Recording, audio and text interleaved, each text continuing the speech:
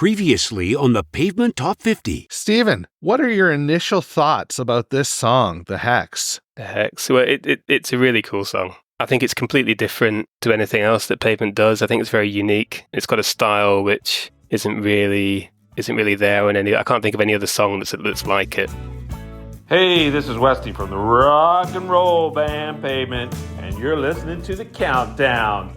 Hey, it's JD here, back for another episode of our Top 50 Countdown for seminal indie rock band, Pavement.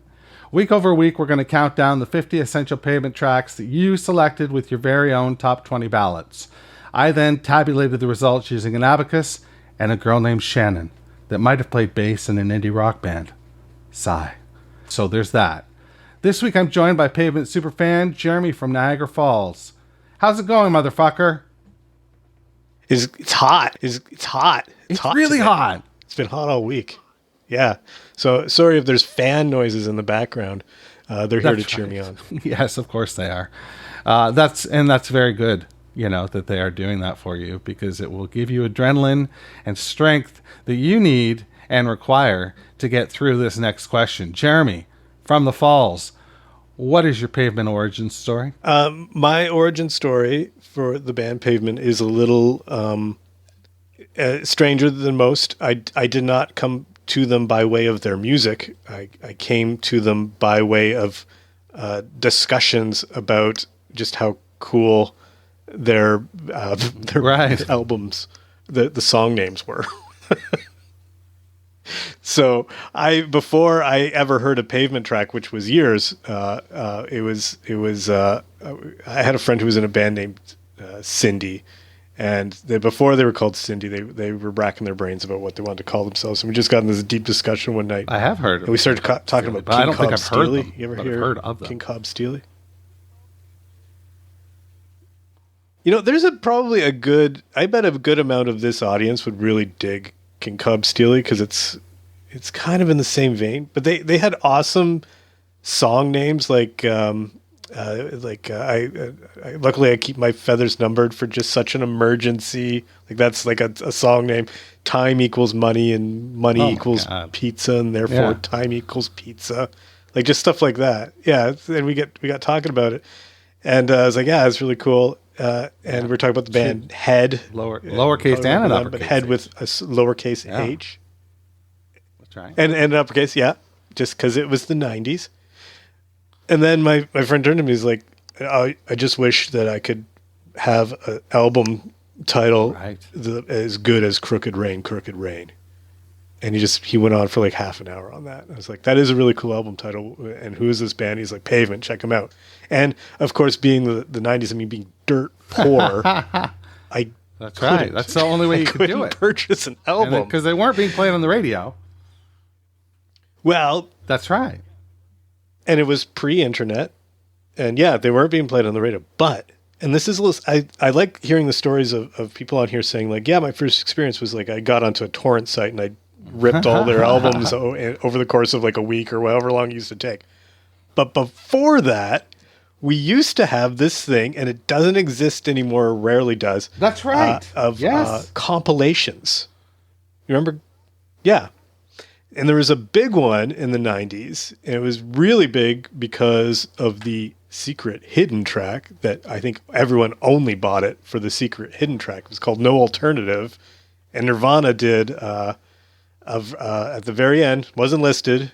Everyone knew it was there, wasn't listed, but they did I think it's sappy, but it's also called Verse Chorus Verse. It was an unreleased track, and it kicked. It was so good.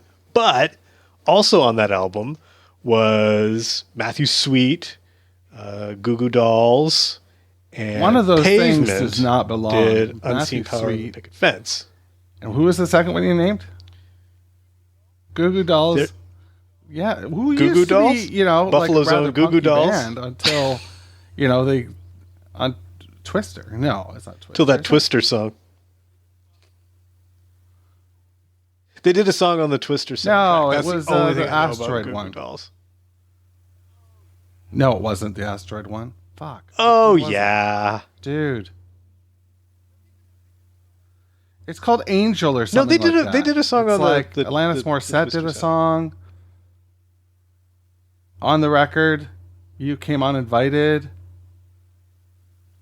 Yeah, anyway, this is riveting conversation for somebody who tuned in for Pavement. I know. Beastie Boys was also on the alternative. And Breeders did a really good live track. But really, it was like you could get that was if you did not have a lot of money and you wanted to hear.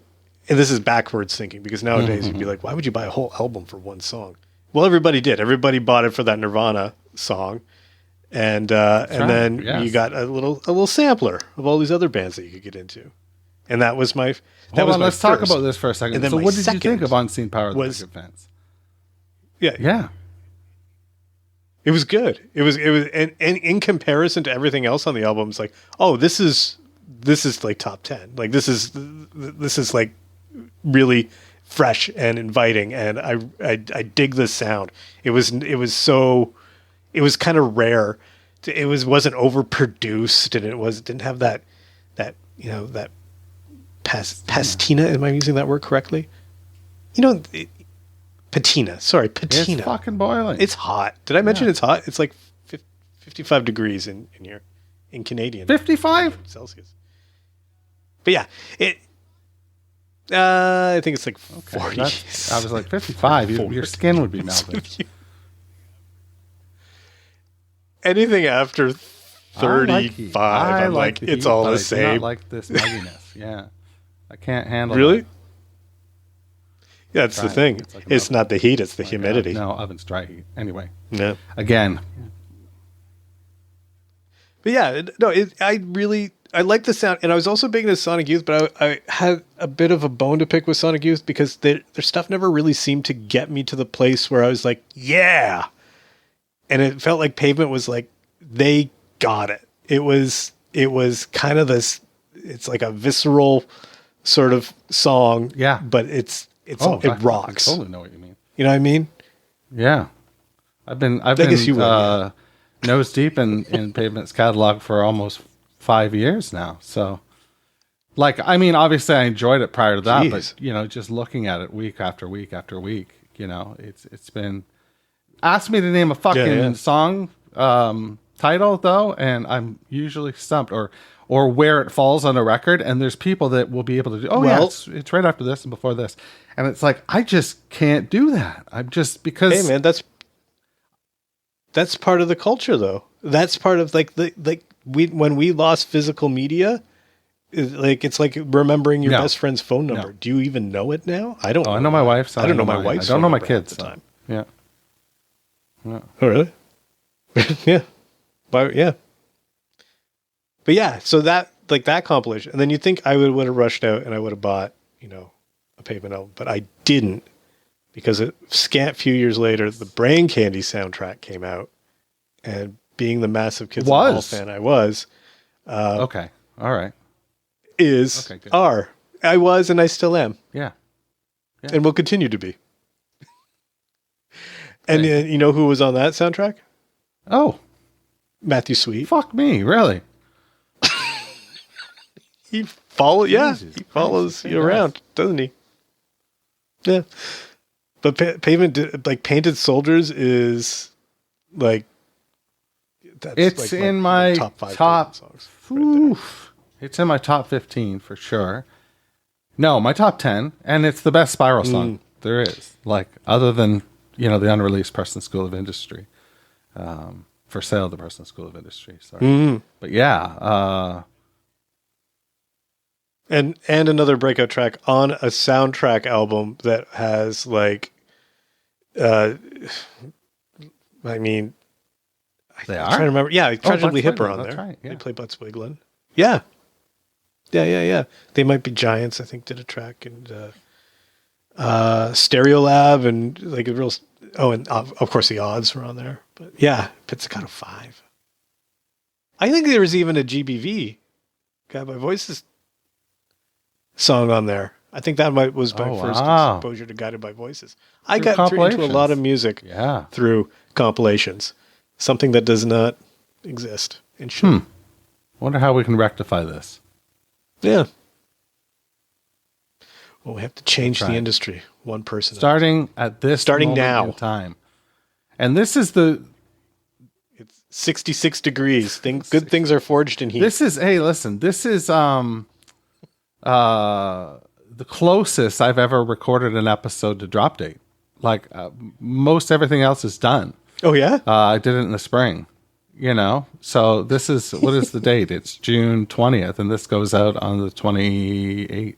Yeah. Or whatever next Monday is. Wow. Yeah. Look at me. Look at me knowing yeah. fucking calendars. 24th. Oh, 24th. Okay. Fair enough.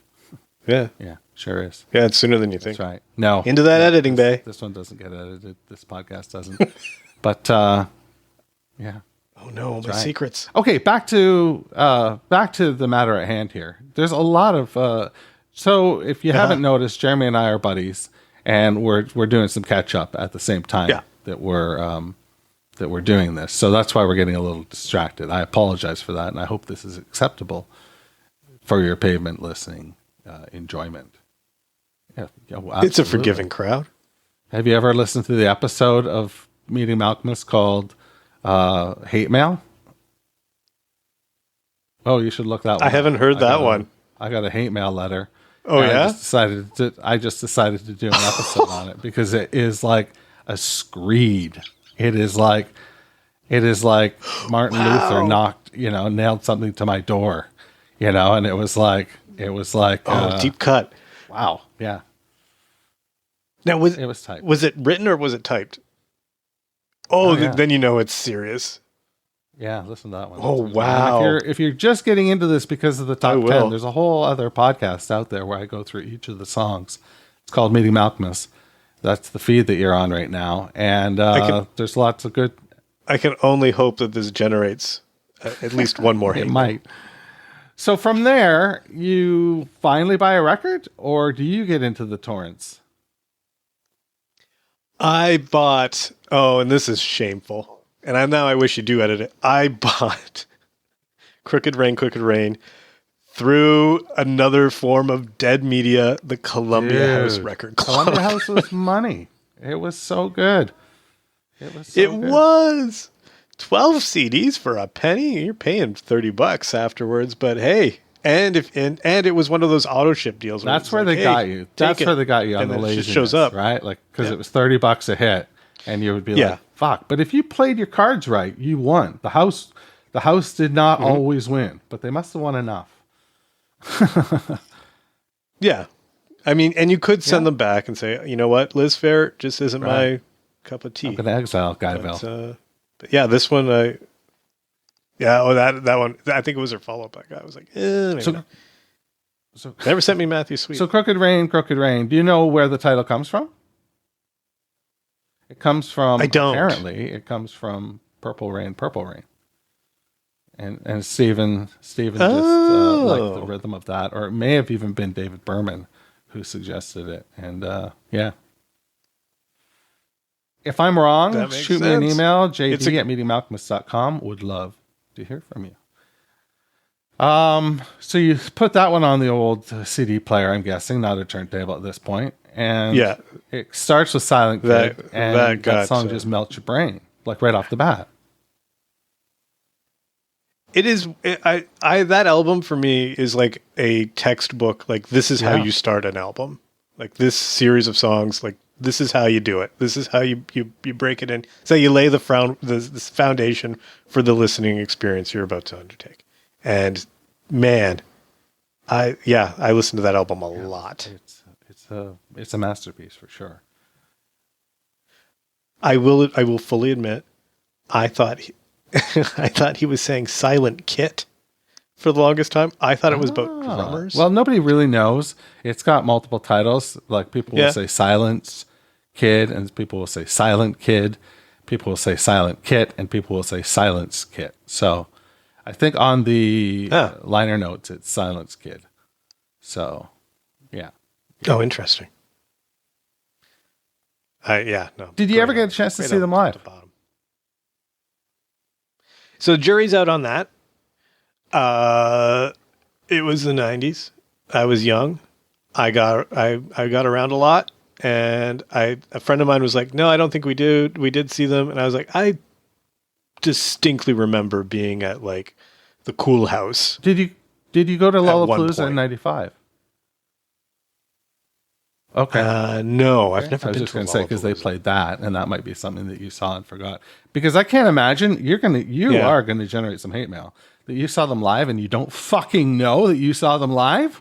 What kind of fucking planet is this? This is so different than the other interviews I've done for this program. I know, but you know what? I enjoyed it. Well, there's that. And if I didn't, then so there's that. I guess I never will. Do we want? I mean, somebody had to remind me that I've seen Ween like several times, and somebody was like, I was like, oh, I wish I could see Ween, and they're like, you've seen them like 8 times. I was like, that's a really shitty superpower to have, dude. I know. I know. I have very bad short-term memory, but my long-term memory is near fucking impeccable still. But see, my short-term memory was bad at the time, so I never. See, I don't create new memories. Yeah, I have a very difficult time creating new memories. Yeah, I still have them, but yeah, it's ever since I got zapped. Okay, what do you say we flip the record over and start talking about song number 26? You up for that? Yeah, let's do it. Back after this. Hey, this is Bob Nastanovich from Pavement. Thanks for listening, and now on with a countdown.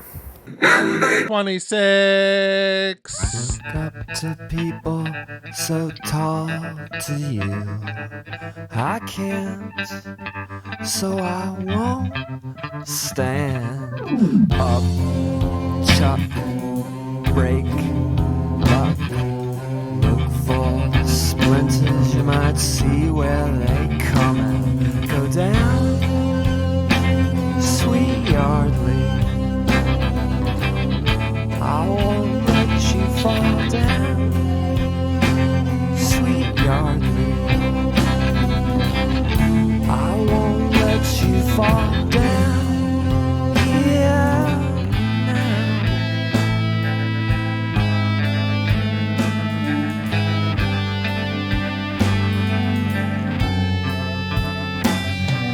Yeah, goddamn the guts and the gore. Nobody's crying 'cause there's no one to score for. Come up, sweet Randy, I won't let you fall. What you got to lose?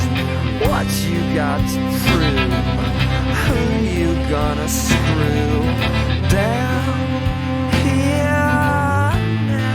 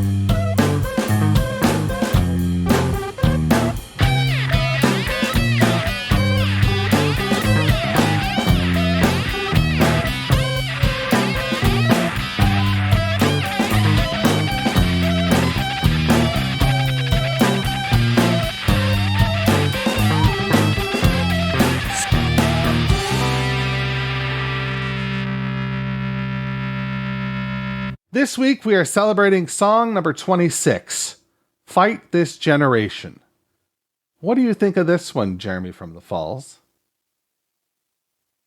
This is probably it bridges like the best run I think that Pavement has on any album, starting with AT&T, going right through to the end of Wowie Zowie. I started AT&T and I just listened to these tracks over and over again.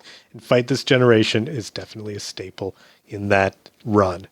Yeah, I think so. And it's a staple of their live show as well at this point. Even when I saw Malcolmus on the Traditional Techniques tour, he played like a guitar and computer version of it, and it was really quite fucking cool. Yeah, oh, really? Yeah. Oh, I would love to see that.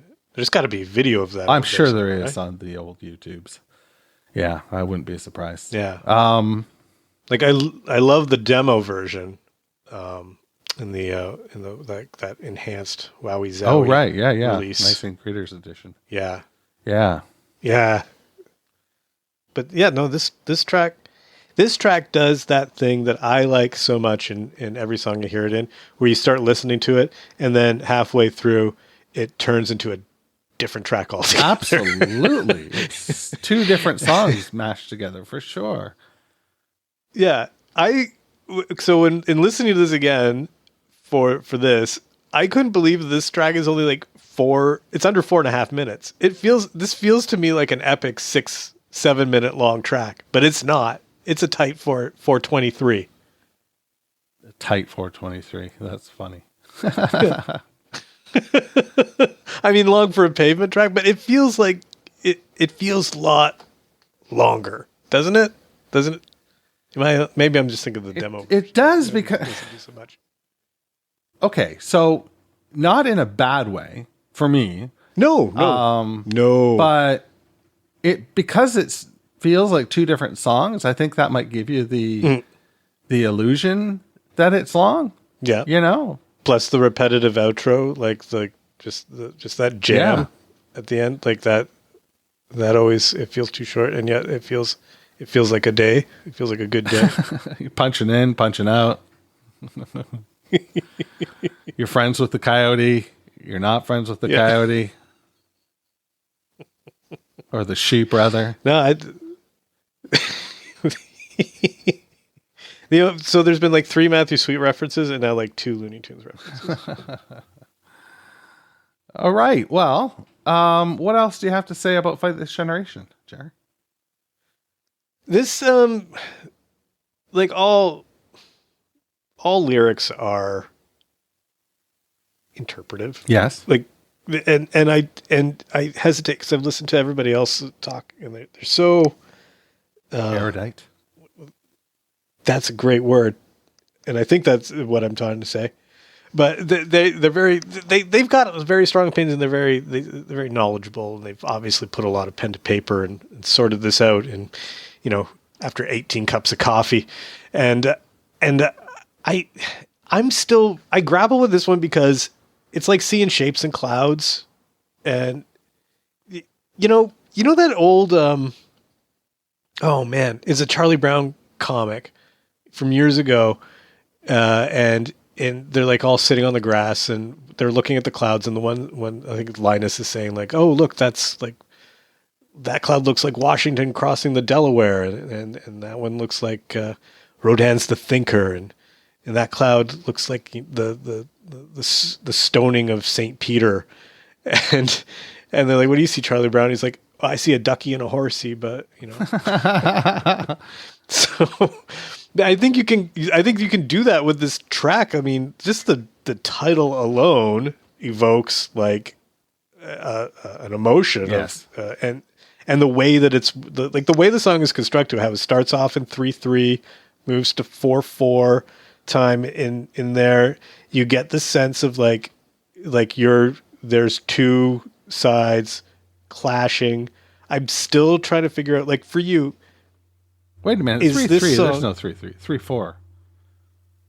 At the beginning? Yeah. There's no 3/3. Oh yeah, 1, 2, 1, 2, 3, 1. I'm not a music student, but it sounds pretty waltzy to me. Anyways, for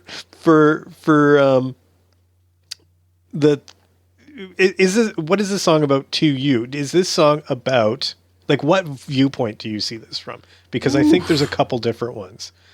So is this punching up or punching down? Oh, I don't think it's punching at all. I think this is a jumping up and down song. It's just anthemic, and it's just, you can get behind the idea of Fight This Generation, but I don't think any of the other stanzas support any information about which generation it is, who's doing the fighting, that sort of thing. And to me, that's what makes it an anthem, because, the kids listening to it right now can feel like they're fighting the Gen Xers, whereas like we were fighting the boomers, But is it ever like the Gen Xers fighting the millennials? Well, I suppose a few years ago it may have been. Because that's where I kind of landed on. It's like, the song itself feels cyclical in the way that it's like you could probably put it on repeat, and it's just this constant, like the themes in it are such that it is like there's always going to be this realization, like the fight is part of the progress, it's part of the identity, so therefore it has to exist, but you're in it on one side and then you're on the other side of it. So you're constantly at odds with the generation before you and the generation after you. Absolutely. Yeah. It's very funny that that's the way it's turned out, or it keeps turning out. It's like Battlestar Galactica. New or old? The new one. All right. The good one. The really good one. I liked the old one as a kid, but it doesn't hold up. Well, the old one had a robot dog and sure did. And action figures. Yes. I had a Starbuck with one arm. Did it come that way? No. I pulled it off.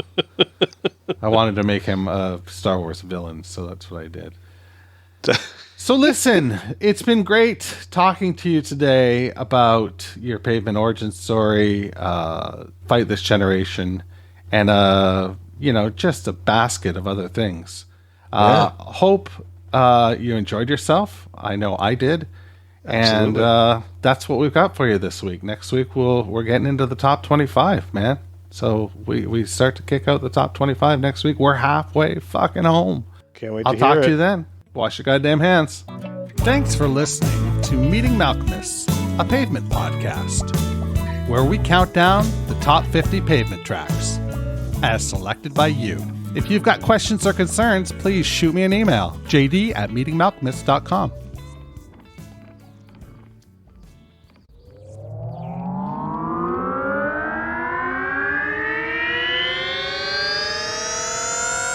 To podcasts and such.